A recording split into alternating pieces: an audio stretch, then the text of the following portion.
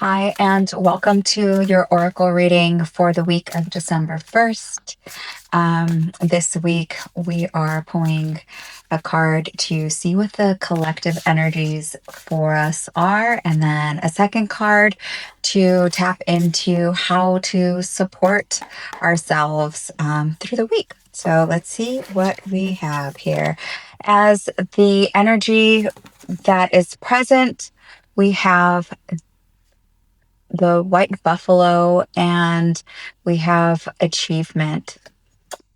The thing that's coming through with this card right now is about grounding things and materializing our efforts, maybe materializing our dreams. Um, the card says effort plus intention.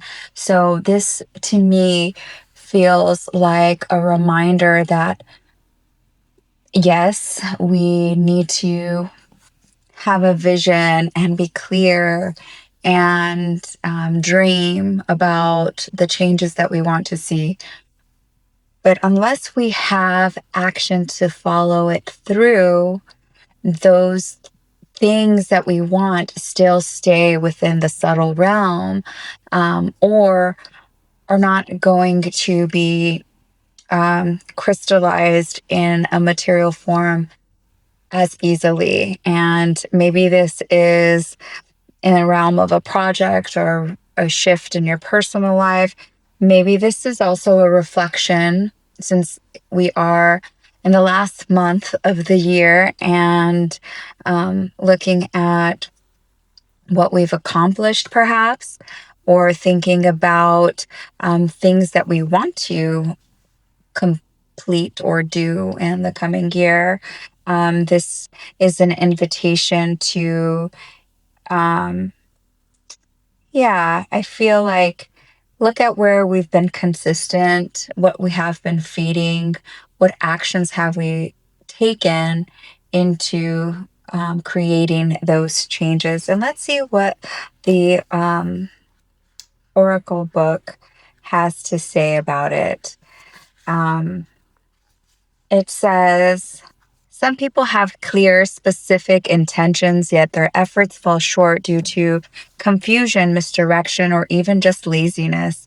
Others put a lot of effort into their lives, but their intentions are unclear, or even full of doubt. The message here is to bring the two together in a lucid and logical way. Understand your true intentions and take responsibility for the effort you put into them every day. Buffalo are methodical in their movement and they have humps on their shoulders, symbolic of the ability to carry heavy loads. This represents the systematic energy needed when attempting to bring your intentions to fruition. Abundant success is assured when you apply planned and patient effort to the intentions that truly resonate with your heart. Um, yeah, I love this. This is definitely um, an energy that is just kind of giving us a little tap. Like, have you been doing that? You have been wanting, to have more calm and ease.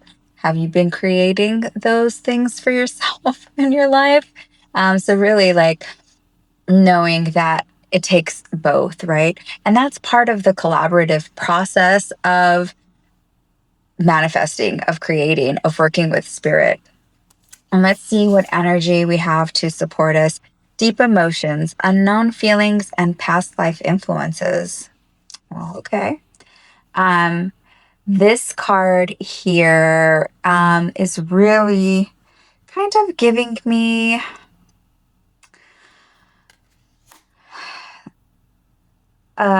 take a look at what's underneath the waters, right? So maybe if there has been a little hesitation to make the move or to take the step, um, looking at why that is. Perhaps it's a pattern. Perhaps there's an old wound there that's keeping you from moving forward. And the past life influences, I think, often, yes, can speak to past lives in a different timeline, but it can also be referring to this lifetime, right? I mean, the person that you are today, I'm sure, is so different than the person you were 10 years ago, 15 years ago.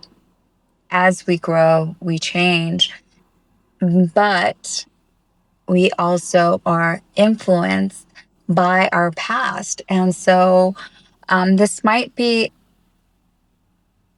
an invitation to heal, to have the opportunity to dive into the feelings so that as you are either reflecting on what you've achieved this year or what you are planning for your future, that you are clear on the feelings. And one of the things that I'm getting here too is that sometimes when we want to accomplish something, we can really get in our heads.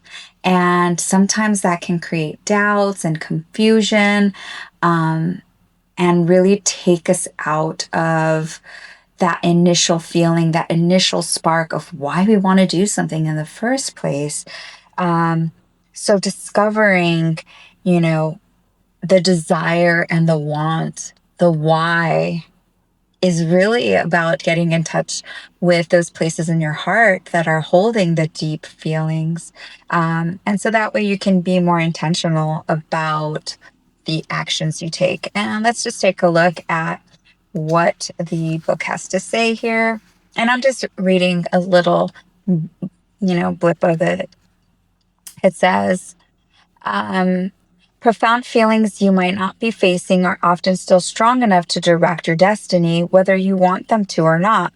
Longing, attachment, and fear could send you in entirely different directions than you desire. Such influences may stem from past lives, but whatever the origin, you need not be stuck with them forever. Look honestly at the patterns of your life to identify the undercurrents of emotion that are misdirecting you. Clear, noted, right? Makes so much sense. And this is lovely. I feel like this is very much, look, we're at the end of the year. Where are we going? What needs to be done? How are we going to prepare for that? What's holding you back? Why is it holding you back? It's really feels like a very reflective energy that's being supported this week. And there is an affirmation, which I think is a lovely invitation if you would like to hold this for yourself. Also, maybe you want to create an affirmation for yourself that is personal to what you are trying to achieve, or perhaps some of those feelings that might be under the surface that you want to shift into a positive affirmation. The one that is here: I release longing and fear. I peacefully direct the current of my life in every present moment. And there you have it. Thank you for tuning in, and I hope this lands, and I look forward to seeing you next week. Be well.